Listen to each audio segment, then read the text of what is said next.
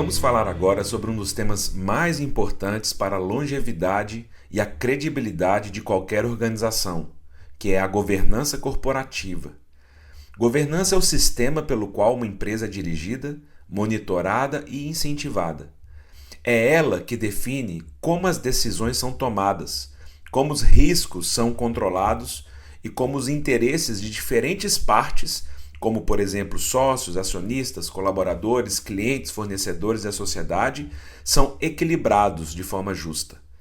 Governança também está nos processos de sucessão, na gestão de riscos, na criação de políticas internas, no combate a fraudes e corrupção, na escolha de fornecedores e no compliance.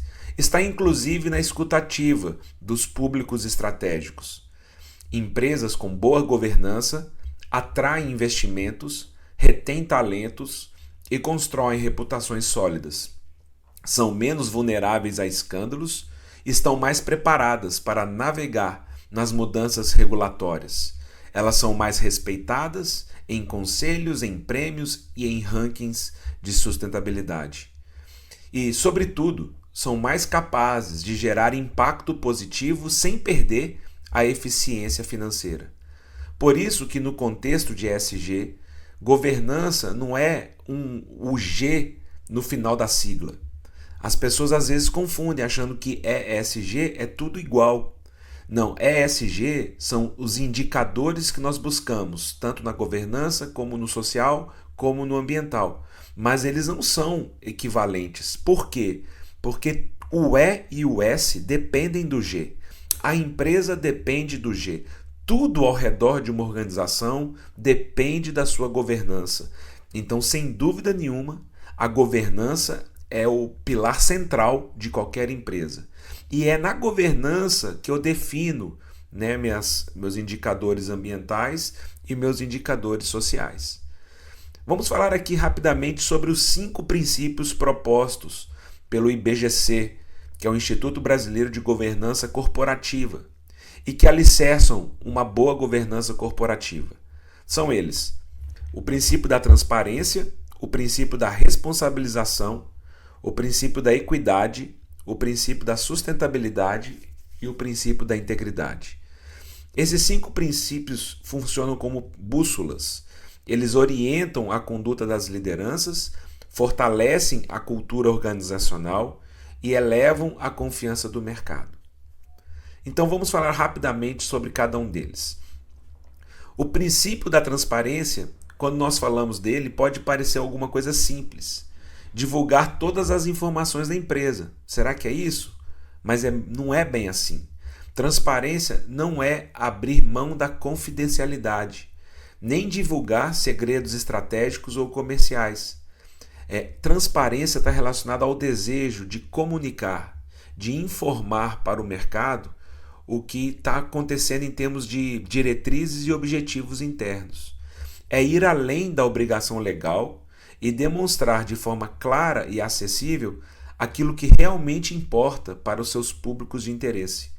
Por exemplo, demonstrativos financeiros e balanços são exigências legais.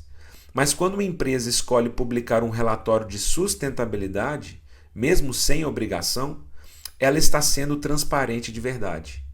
Esses relatórios revelam indicadores que não aparecem na contabilidade tradicional. São indicadores intangíveis.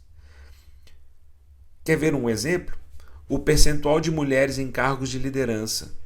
Esse dado revela muito mais do que parece.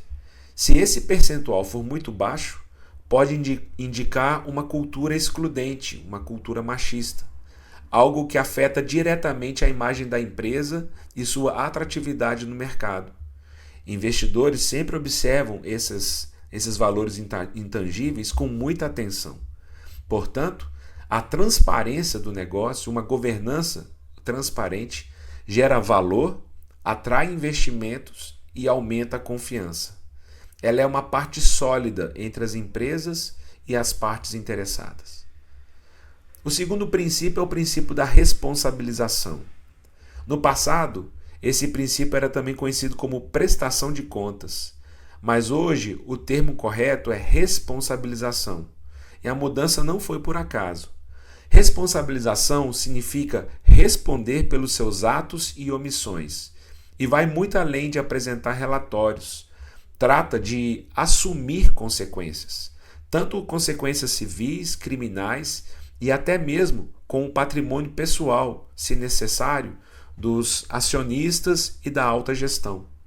Isso se aplica principalmente aos agentes de governança, que são os conselheiros, os diretores, a diretoria executiva da empresa. Eles têm o dever de agir com diligência, independência e ética. Quando esse princípio é bem praticado, o mercado percebe e investidores ganham confiança e a empresa se valoriza. Não estamos aqui falando só de lucro contábil. Nós estamos aqui mais uma vez falando sobre geração de valor econômico e sustentabilidade do negócio. O terceiro princípio é o princípio da equidade. Equidade não pode ser confundido com igualdade. Enquanto igualdade prega o tratamento idêntico a todos, a equidade vai além. A equidade trata os diferentes de forma justa, levando em conta suas particularidades. Isso está inclusive na Constituição, quando se diz que nós devemos tratar os iguais com igualdade e os desiguais temos que tratar na medida da sua desigualdade. Um exemplo simples do nosso cotidiano: as filas preferenciais para gestantes, idosos e pessoas com deficiência. Esse tipo de pessoa tem prioridade de atendimento. Se nós estivéssemos numa relação de igualdade, todos deveriam esperar sua vez à medida que iam chegando para serem atendidos. Mas no princípio de equidade, nós tratamos os desiguais de uma forma justa.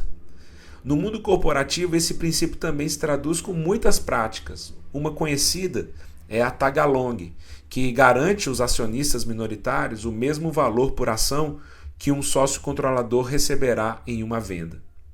A equidade protege a reputação da empresa, evita passivos intangíveis e reforça o compromisso com a justiça nas relações internas e externas.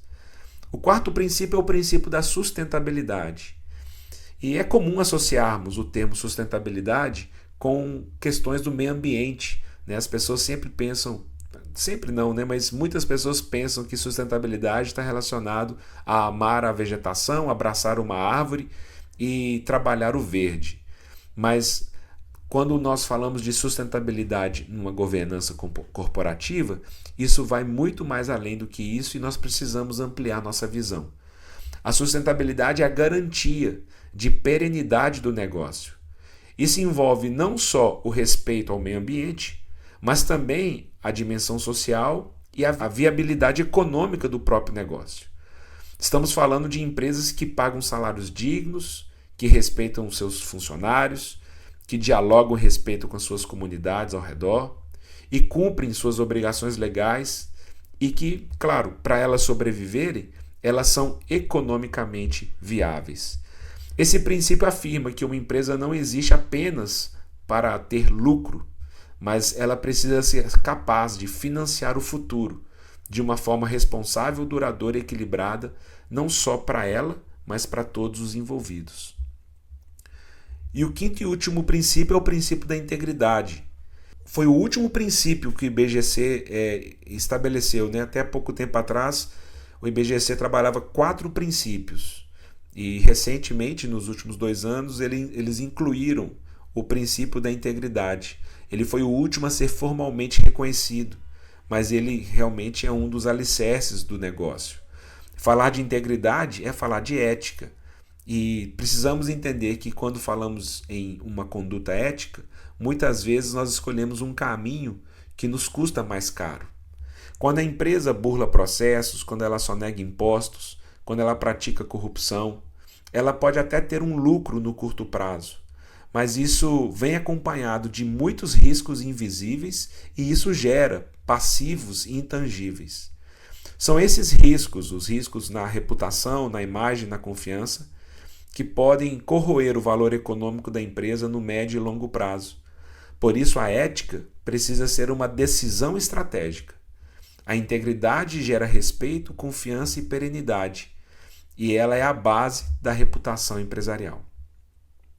Mais do que as regras e as estruturas formais, a governança corporativa é uma filosofia de gestão responsável. Ela promove uma cultura de integridade, fortalece a confiança dos investidores e prepara a empresa para enfrentar crises, crescer com solidez e gerar valor no longo prazo. Empresas com boa governança atraem capital, gerenciam melhor seus riscos e constroem reputações sólidas. Elas são mais resilientes, mais éticas e mais eficientes. E em um cenário cada vez mais exigente, tanto em termos regulatórios quanto em termos de exigências sociais, a governança deixou de ser um diferencial e tornou-se um pré-requisito para a sobrevivência e prosperidade de toda organização.